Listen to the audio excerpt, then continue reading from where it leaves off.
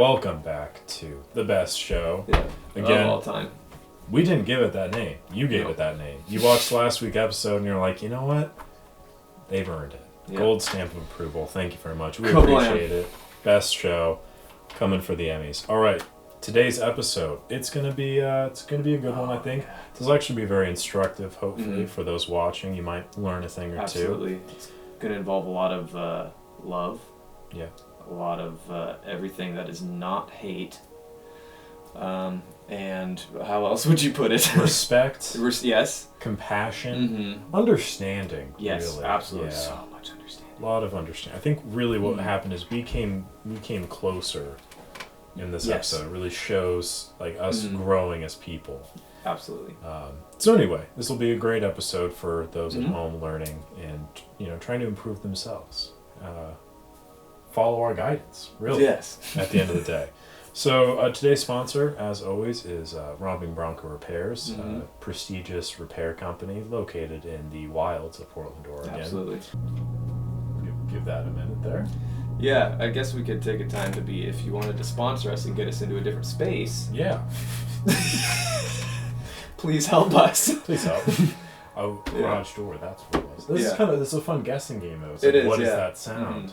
It's not an earthquake. The big one has not hit yet, but not soon enough. We are about to hit this show. And my limit. Hit the ground running. Thanks to Romping Bronco Repairs. Remember, that's rompingbroncorepairs.com. So you can check out... .com, indeed. That is how you spell it. We don't do math, but we do spelling. Anyway... but yeah, feel free to check out the website for any repair needs you may have. Also, make sure to check it out after this episode drops. We will have an episode write-up, as well as example photos that we took, and a little bit more of a sneak peek. So good. High quality, good times. For anyone out there that is trying to shoot film, a few names are going to be very familiar to you. That'll be like Kodak, Fujifilm, stuff of that nature. Ilford, potentially. Yes. Now, things that these companies have in common, they're not really producing much. Kodak has kind of been waning in the past 30 years. I think it's gone through about 80 different bankruptcies. Nice. Yeah, it's pretty solid company, good foundation. Fujifilm is waning from their film production. They're more tailored towards digital photography. And Ilford's kind of chugging along making black and white film. But Kodak... Good stuff, too. Oh, real good stuff. Kodak has released a few little surprises. Chase, why don't you talk about those? Oh, man. They are, correct me if I'm wrong, half-frame cameras. One of them is, yes. That's the way I would describe them, as non-disposable, disposable cameras. Yeah. And for the price tag of a lot of disposable cameras. So we went and ran into the river and ran them through the ringer, let me tell you. To see what these bad boys are all about. And boy, did they perform. Also, want to point out the film that we shot, Kodak Colorplus. This is one of my favorite film stocks. They don't really make it that much anymore because, again, mini bankruptcies. So it's very expensive to come by, even though the quality's not great. But I figured, what better way to use these consumer-level cameras than with what should be a consumer-level film.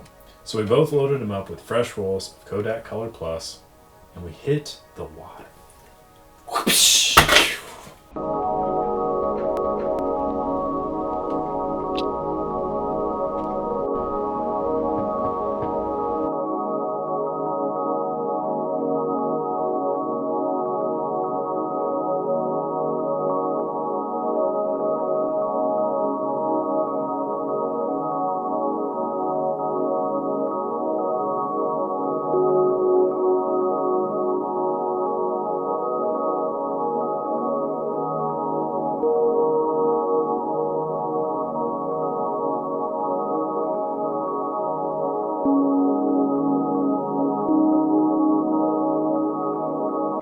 Gold? Gold. Like, pure gold? Yeah.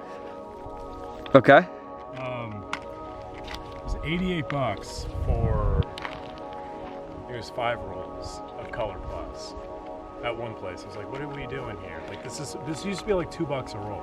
That sucks. It was like the discount cheap film. And I got the old Dollar Tree AAAs, you know? Ooh, those are gonna last so long, dude. I think they got like half charge. Check it out though.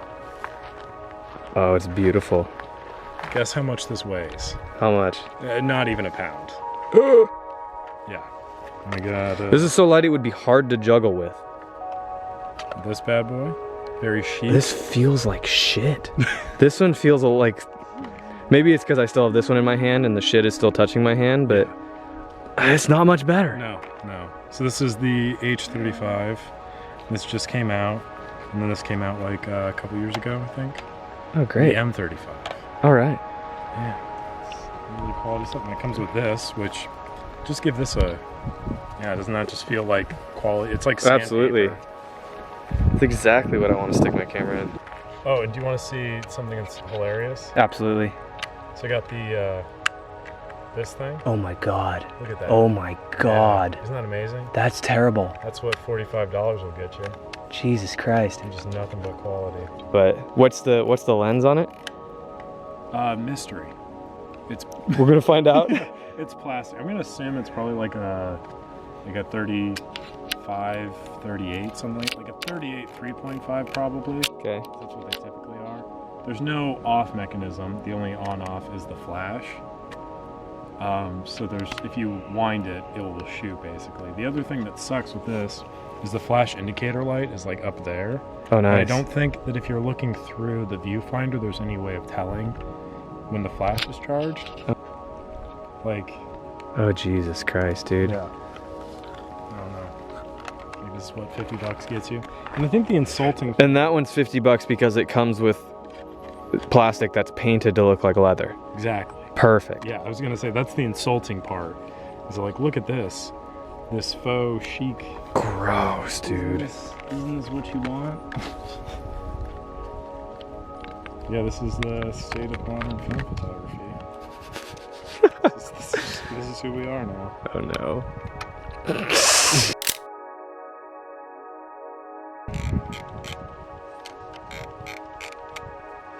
The advance on this still feels. It feels healthy. Long.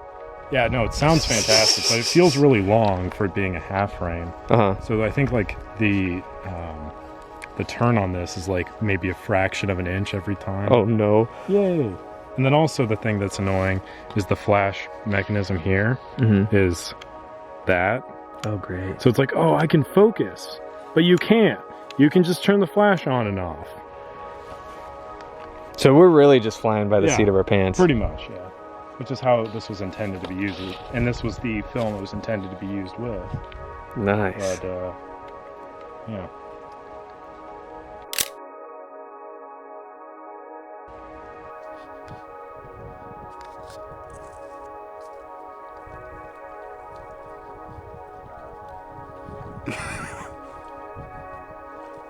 The missing link. We found him. Oh my God. Catch me some supper. Hey, Cletus! We got a live one out here. I've been saving this for years. Dang it. Beautiful. Oh, that was awesome. Oh, it's slippery over here. Are you ready? Ready.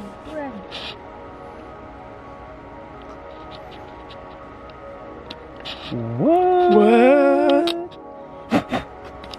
Hi.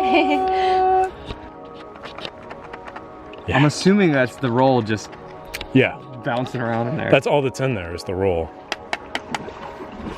This feels like a Happy Meal toy. Yeah. That's like the best way I could. It feels like a joke camera.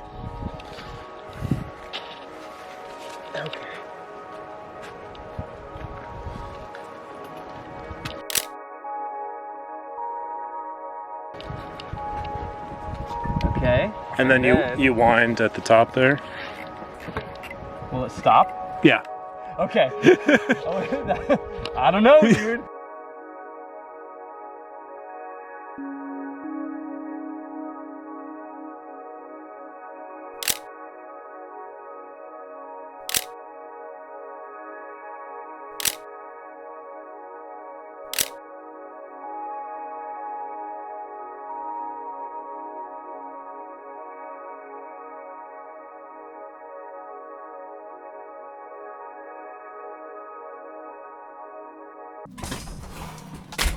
All right.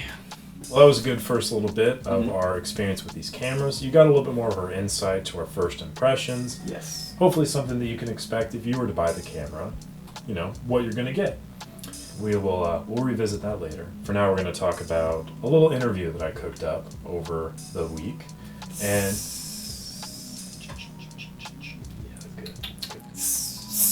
medium rare, as it should be. I want it well done. Are you kidding? It's like eating a car tire, you know? So anyway, I'm going to kick it over to this little interview clip with a really good photographer that I talked to recently. And you make sure to check out the full interview later this weekend, in a couple days. I'll put it up on the channel, so watch it there. So I am Anna Maria Cobb. I am a film photographer, a relatively new one. I've only been shooting film for about a year now, almost exactly. But I started shooting and haven't looked back. So that's where we are today. So many reasons I switched over to black and white. Number one, that cost is like insanely different. It's so much expensive to shoot. And then also, like you were saying, it's kind of more evident somebody's skill level when they're shooting in black and white. And so I started shooting black and white because I thought, and I still do think, that it will teach me how to become a better photographer. Because at the end of the day, like, the most important thing about photography is lighting. And so, and you have to think so much more about that with black and white. Oh yeah. And I'm still not great at that.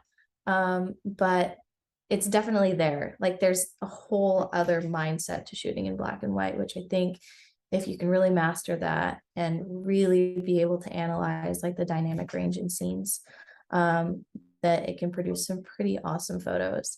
And so that's kind of my goal right now, is to really learn how to do that and like master the use of light and shadow in photography. And then the other thing is that I also really wanted to get into developing myself, which I did end up doing. And it's like, it's a breeze to do with black and white. So I really enjoy that part of the process too. What is your favorite camera to use right now? I'm curious. This is a really difficult question. Yeah, I know. I might have to narrow it down to more like 2 or 3. Works for me. Okay, so right now I am shooting mostly medium format because of that whole thing with like wanting to be able to develop and scan myself to save money. And so the one that I shoot on most often right now is the Hasselblad 500 cm. And I love shooting on it. It's a wonderful experience, but at the same time, do you just feel better than everybody all the time, or how's that work? I definitely did feel that way when I first got it. You're just like, oh, yeah. Oh, this? Oh yeah, no big deal. Yeah.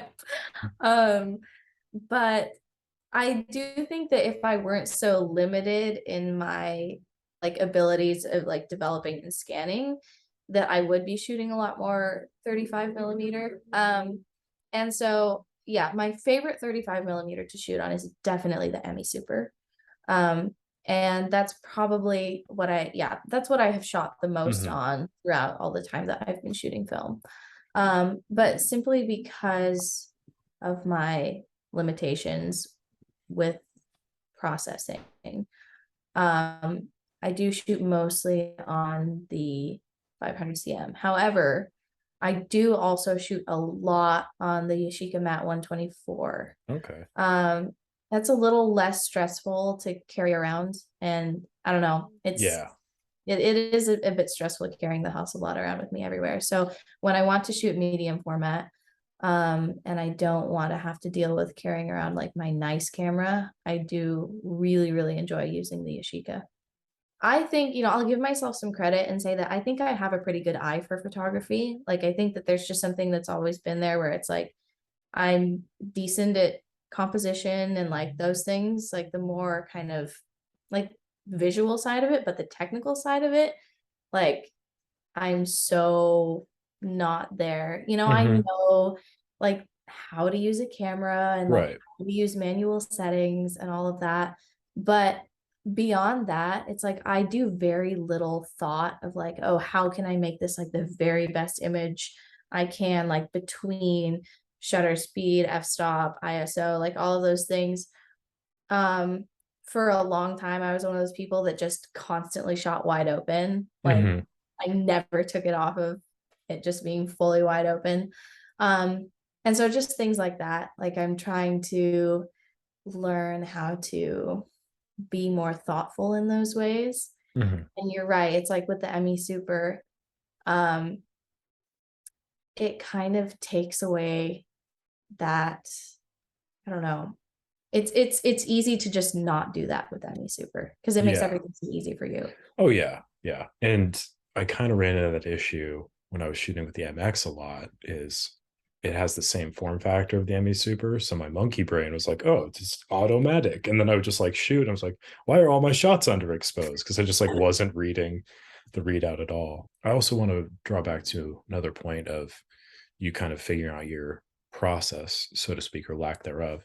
Do you think by like introducing new elements to that, like a tripod or stuff like that, and like kind of slowing it down, do you think that will like hinder you in any way, or are you looking at that as more of a more tools to explore the medium?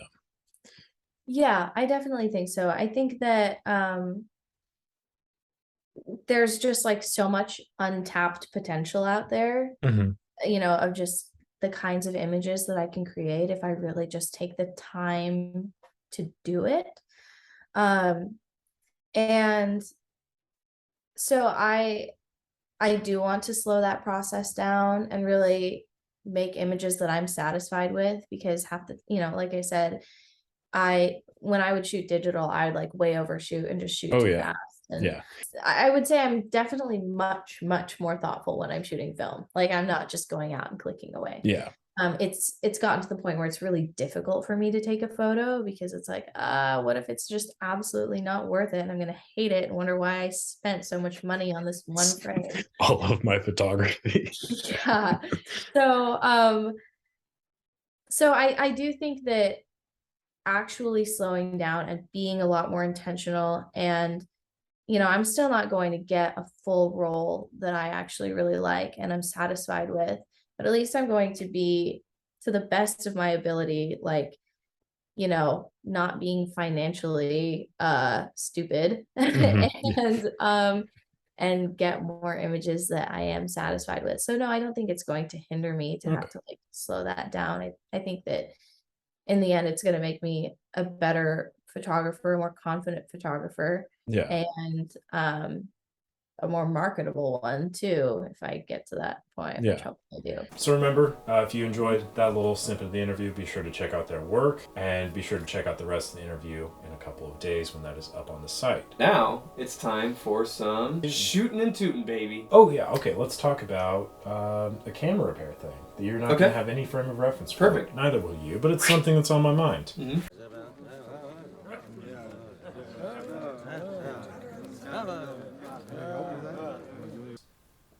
On the 26th of September, Jupiter was the closest it had been in orbit, its orbit's relation to our orbit in 50 some odd years. So we got out on the deck and shot some astrophotography. And what do you wish we could do differently or learn more about? That was a terrible question. Yeah. You know, you just understand what I'm trying to ask though? Like what? Just like different elements to bring to astrophotography that like you don't normally do. Yes. Shutter release cables, that's always kind of an easy one. Okay. You can never have too many of those, because as much fun as like holding down on the shutter button is, if you have a little thing you just kind of click in, hold in place, that's significantly easier, especially if you're doing really long exposures. Yes, absolutely. It's just, you know, and especially if it's cold out, because it's night sometimes, in some places it gets really cold. You're just like freezing and stuff like that. Thank you. But yeah, so I think that's something to be kind of kept in mind and stuff. Tripod's a huge thing too, a decent tripod. Your hands are not as steady as you think. No. And as much fun as like the wallet tripod is, have you done that before? I have not up at like astrophotography before. I've definitely done it like for quick. Just you quick, know, quick slap it photos. down, yeah. But not I've done it long for exposures. video work too before. Really? That's, Oh, yeah, geez. unadvisable to Ooh. say the least. Ooh. But honestly, for like astrophotography, unless it's like something particular you're trying to see, I've also just done this before.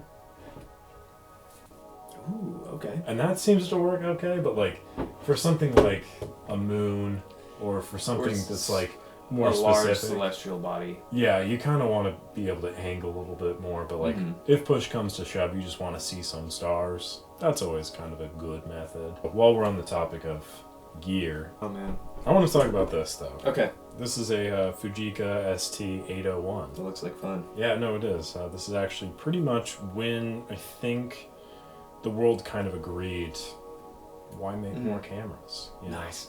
This is like in the early to mid 90s, I believe, when like all of the motorcycle manufacturers like kind of just shook hands with like, we can't keep making these so fast. Like I think Good on them. Yeah, 250s way too fast. We need to dial it back. But there was like a gentleman's agreement, like, oh, Yeah. we need to call it a day. That's kind of what Fujica did. This is a checkmate move for the camera industry. I mean, 1/2000 of a shutter speed with the cloth shutter, that's just unheard of. That's unrivaled. Those are really reliable 1/2000 as well. So if you ever see one of these laying around, regardless of how much money it is, spend it, please. This is just the best camera. I don't know why you're laughing. I am giving great I consumer am a advice. big fan of the film rewind crank. Yeah, no, this is actually... And I'm assuming it comes with a Fujica brand Phillips screwdriver. Yeah, it to does. help you do that. Yeah, Okay, yeah. cool, good. Yeah, because like you've So often thoughtful. often been stuck doing this like a mere peasant. Yeah. Who does that? I want a No. full-on crank. Yeah. Give me a screwdriver in that. Get in there, elbow Exactly. grease, baby. Exactly. Your wrist isn't sore. Fixed it for you. At least I hope it's not. Not while watching this show, that's for sure. Yeah. But anyway, I did get this in from a viewer of the show, also a former customer of Romping Bronco Repairs. Remember, Romping Bronco Repairs for all of your repair needs. Yeah, viewers. Yeah, we do. There are some viewers. There was at least one or two. I know my mom watches. I should have fucking fired my shirt. Girls are watching. Girls watch this show. Okay, yes. So anyway, for all of your viewing needs, the Fujica ST801. But anyway, M42 mount, lens mount, always a pretty winner on that front. It's a pretty decent little camera, and for free, can't complain. There is a working light meter too. Bullshit. Yeah. Oh shit, it does. Yeah, there is also film in there too. I don't remember what film it is. I think it's like expired 400 though. I like Yeah, the he included- reminder. Yeah, it was pretty nice. So shout out to my boy Greg. Thank you very much for this. Sweet. But anyway, appreciate this as always. Have been using it. It's just a hoot and a holler, and I just wanted to give it a shout out because it's one of those things you like. I would see, or anybody who knows cameras would see it like a thrift store and be like, well, that's not a Canon, it's garbage, or that's not a Nikon, get it out of here. But it's a pretty good little deal, and it's just kind of neat to have around. So that is all I really wanted to touch base on is off-brand SLRs. They can be kind of fun. It's not necessarily off-brand, but I'd say it's more like... Less mainstream at the very least. It's a little bit more like sure. a hipster SLR. Gotcha. Gotcha. But anyway, I think that's enough chatting for now. We're gonna kick it back over to the end of our little soiree down to the river. And I think we have some closing thoughts on the Kodak cameras in question that we will talk about in the segment. If not, we will touch base afterwards and review the photos. So keep it here. Finagle your way this way. Here we go. This is super fast shutter too, so that's probably gonna look incredible. Oh yeah, it'll probably look really good. Yeah. If I had to guess, it's probably shooting like 1/125th of a second, 3.5, 200 speed film. So it's probably near-ish exposure. Get my hair up first, if you don't mind. No, not at all. I don't trust the strap. Really, this doesn't fill you with confidence. You got to get the hefty strap like this. Okay, so the extra, what was extra, $5 or $10? Yeah, extra $10, and this is Kodak branded too. Oh shit, what's the other one? So is Kodak still making that one? It's just... Yeah. So, okay, Kodak, I don't even think makes these because Ilford came out with a model like this. And it's exactly the fucking exactly. same, Ilford did. Sorry, I said Ilford. Ricoh. Yep. There was another one that came out that was like kind of popular, but they all came out with these like a year or two ago. Oh yeah.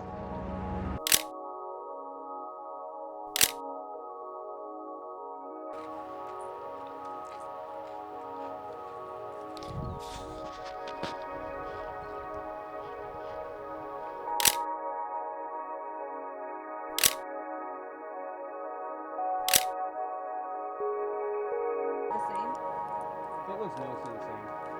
I remember like a year after I first came here, there was definitely.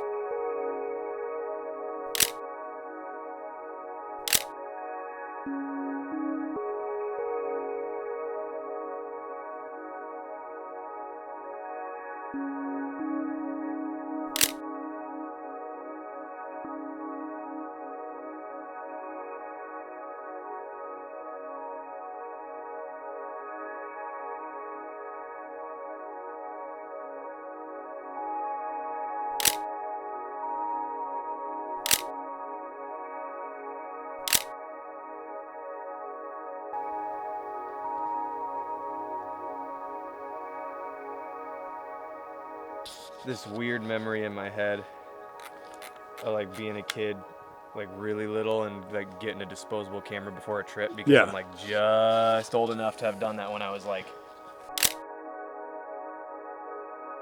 But at the same token, like that little bit of nostalgia also had me throwing this away at the end of the trip.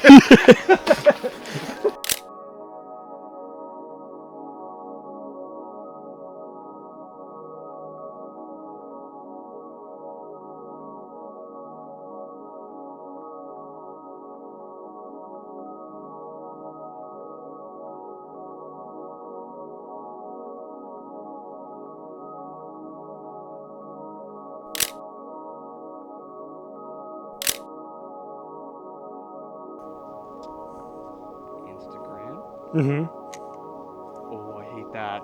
Yeah. Oh my god. How is that one, the more money one worse than this? Does it go automatically? No. Okay, there it is. Yeah. Oh my god, dude.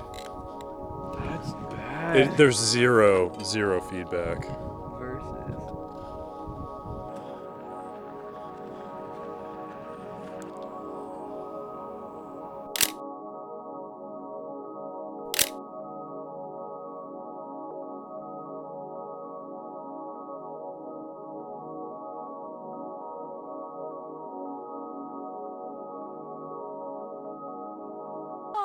That's 36. All done. Yay! Do you know how to rewind Absolutely not. it? Okay, Let's so find on the out. bottom. It's that sophisticated? Yep, there's oh just my a little god. button. Holy shit, this is. Oh.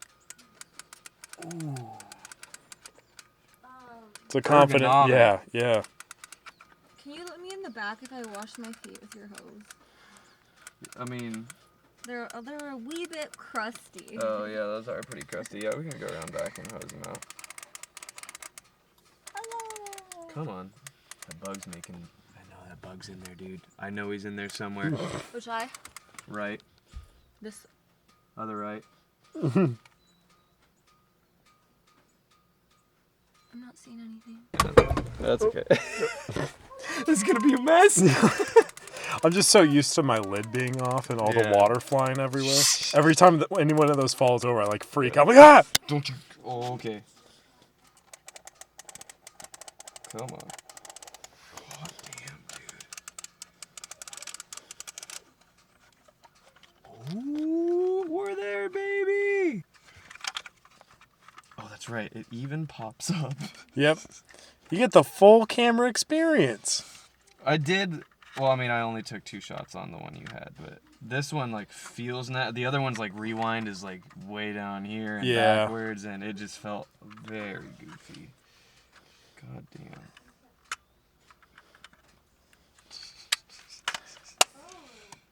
Worth every penny. Well, maybe about 3 of them, but Yeah. all 3 of those pennies, absolutely. Yeah. The larger point that I wanted to make was just that keeping in mind the intended audience of these cameras, I think they are good. Yeah. But they could be better.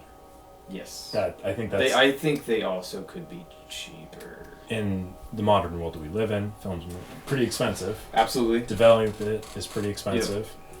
Yep. It makes sense to shoot half frame. Again, the quality's not too bad. So let's take a look at the pictures real quick. So we have a frame of reference. So here is the first shot that I wanted to point out. Okay. This was from the M35. Mm-hmm. This is a clear sign of some kind of shutter failure. So this was the last shot of the roll, I believe. On a brand new camera. On a brand new camera. And you can see here that we had just a partial opening of the lens blades. Nice. It's a nice little like diamond shape, and then we got a little bit of burnout here on the end. There were 2 shots, 2 frames that looked like this. I just wanted to point out that there are failures in these systems. So, moving on. Yeah. This one I think is what really a float. Yeah, this is where the Colorplus really shines. A lot of cameras too are really dependent on the film that you're shooting through them. As long as the functionality of the camera is working, it should be fine. It really matters what film you have. And so here you can see the very vibrant colors. It's very warm. You want to be there. There is a little bit of a finger there in the corner, but that's just due to... could that be? It's a mystery. Quite honestly, the jury is still out. But that is something to also keep in mind with these cameras. They have like this ergonomic design to it, to where it's like your finger wants just to curl around, and it just kind of goes there. You can't help it. That you don't really have with something like this, where the lens sticks out. Yeah, blocks you. Yeah, you're not holding it like this. Yeah, you know. But something like that snappy 50. Yeah, you could have a finger in front. Like you got some mitts. You got some mitts. It could happen. Could happen to you. It could. And here, I really enjoyed this a lot because there's still like a decent amount of contrast, like color reciprocity. Maybe. Like yeah, there's a decent amount of reciprocity between the shadows here and the highlights. Like you're still getting a good amount of color here, and there's still some detail in the shadows here. Even though 200's not a very fast film, color detail in Colorplus is also can be a little muddy at times in the shadows, but I still think it holds up pretty well. You can see this bit of grain there. It looks pretty good. It's pretty sweet. Yeah, good job. Thank you. This is dude. Yes, this is one of the frames from the H35. I believe this is one of the earlier photos I took, and I, for the life of me, cannot figure out what happened here. I don't know if like the windshield wiper on the camera just went whatever it off, is, it looks cool though. but it looks really good, and I really enjoy it. And you can notice here too that there's like a good amount of detail on it. You can see a little bit of grain as we zoom in, but there's a decent amount of detail in this image. It isn't really affected that much by the half frame as much as you'd think it would be. And you see here again, there's the flow. I will point out that it's a little bit more blown out than yours was, but I'm just assuming that's because of where I was taking it. You were more dumb side. Yeah, dumb side. I went to school. Yeah, dumb side lighting. So basically, you want far side, near side lighting on an image. So if I'm sitting like this, ideally you want the light to come in from here if the camera's angled this way. Versus if I'm sitting this way, you'd want the light to come in from this side still. You want it to be on the far side to create depth in the image.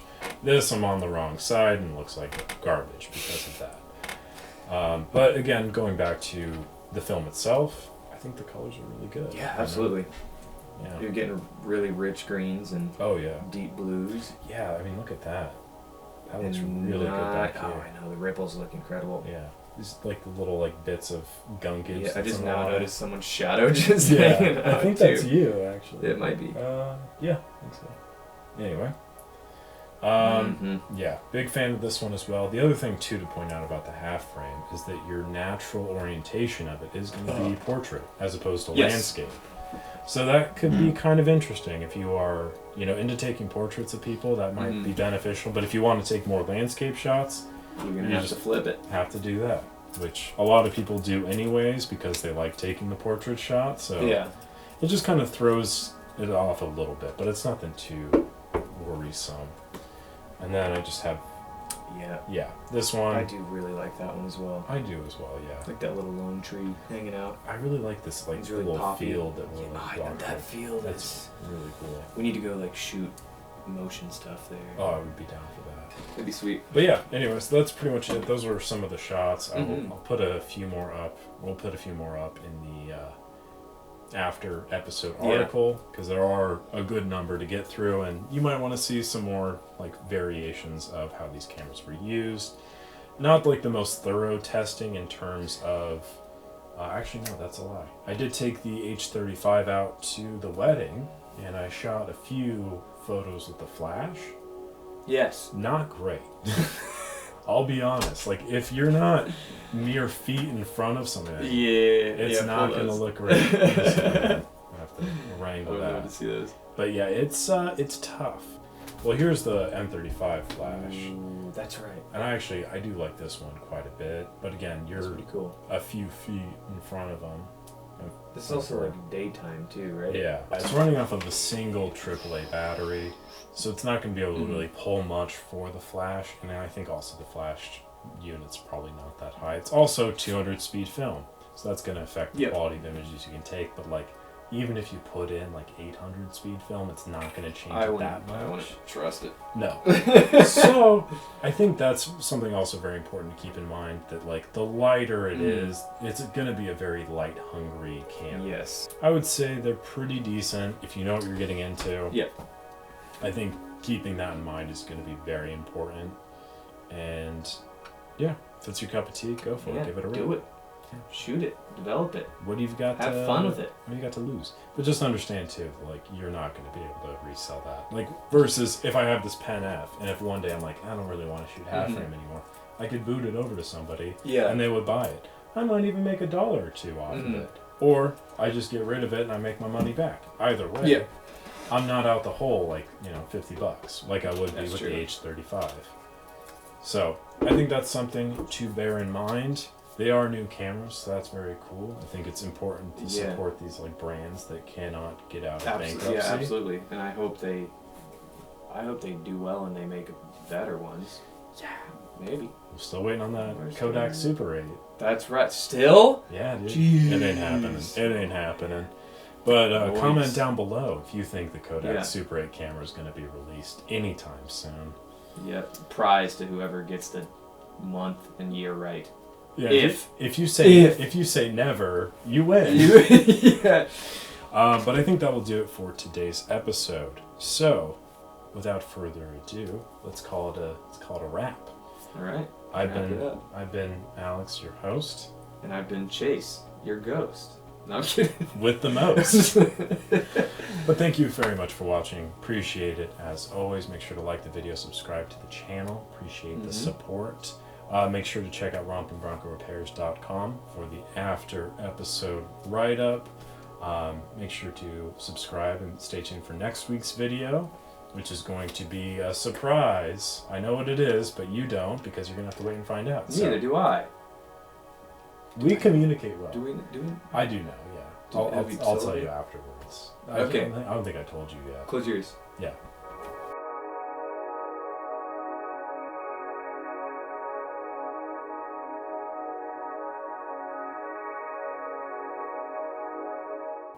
Ooh. But anyway, so that will do it for now. See you next week. Catch you on the next one.